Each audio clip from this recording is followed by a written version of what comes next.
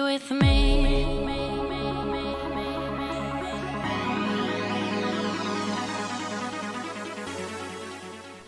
Fala, professores, tudo bem? Hoje eu vou fazer aqui mais um novo vídeo para vocês e hoje eu vou descrever um pouco sobre a coluna vertebral, uma região tão importante aí para o nosso corpo humano, tá? Então, quando a gente descreve sobre a coluna vertebral, a primeira coisa que a gente deve relembrar é que a coluna vertebral ela compõe o esqueleto axial, que é um esqueleto teoricamente caracterizado pela necessidade de sustentação, ou seja, o esqueleto axial, né, e os seus componentes eles têm uma participação muito grande na sustentação do corpo humano. A primeira região da coluna vertebral é a região cervical, tá? A segunda, a região torácica, a terceira, a região lombar, e depois a gente tem a região do sacro e do cóccix. Tá? A região da cervical ela é composta por 7 vértebras, a região da torácica ela é composta por 12 vértebras, a região lombar ela é composta por 5 vértebras, a região do sacro composta por 5 vértebras e a região do cóccix composta por 4 vértebras.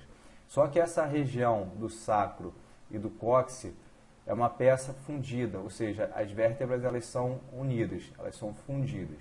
Tá? Então tem essa diferença em relação à região cervical, região torácica, região lombar. As vértebras elas se articulam entre si, tá? Então elas são ali mantidas em estabilidade através de ligamentos e músculos. E essa região do cóccix, né, e do sacro é uma região que as peças, que as vértebras são fundidas. Então é uma peça única ali. Tá?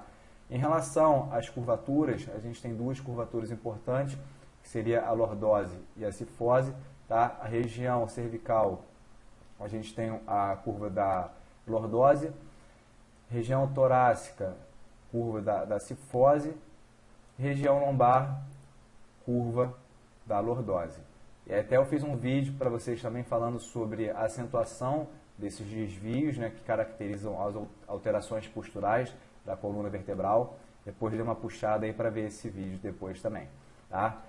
Uma coisa interessante, né, que esse sacro, né, o finalzinho lá da coluna, ela vai se articular com a pelve. Né? A gente tem a pelve direita e pelve esquerda, e muitas pessoas começam a apresentar deficiência na articulação sacro-ilíaca. Então, muitas pessoas que às vezes começam a apresentar, por exemplo, dor lombar, elas vão apresentar alteração ou disfunção dessa articulação sacro-ilíaca. Tá?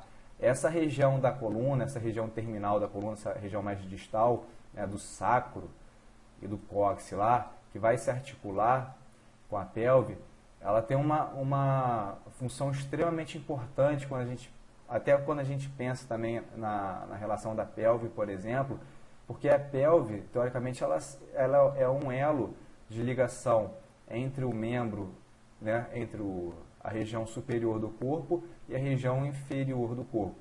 Então, quando a gente pensa dessa forma mais holística, mais interligada, a gente começa a ver uma relação muito direta entre, por exemplo, a coluna vertebral, né, a pelve, a cintura pélvica e, por exemplo, os membros inferiores. Né, porque você tem a coluna vertebral formada pela região cervical, torácica, lombar, essa região do sacro, que ela vai se articular com a pelve.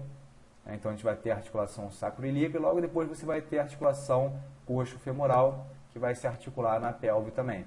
Então, você vê uma relação da coluna vertebral, né, da articulação sacro-ilíaca, da articulação do quadril, e a gente começa a observar como que todas essas regiões elas estão ali conectadas, e elas têm uma interdependência entre as articulações, tá? Entre as regiões. Tá? Então, a gente fez essa breve descrição da coluna vertebral, a gente mostrou até um pouco mais essa questão dessa parte mais holística, da importância da gente ver que os segmentos eles estão ali correlacionados e a disfunção em algum desses segmentos pode gerar disfunção em outro. Então, esse pensamento um pouco mais aberto aí, que é importante também.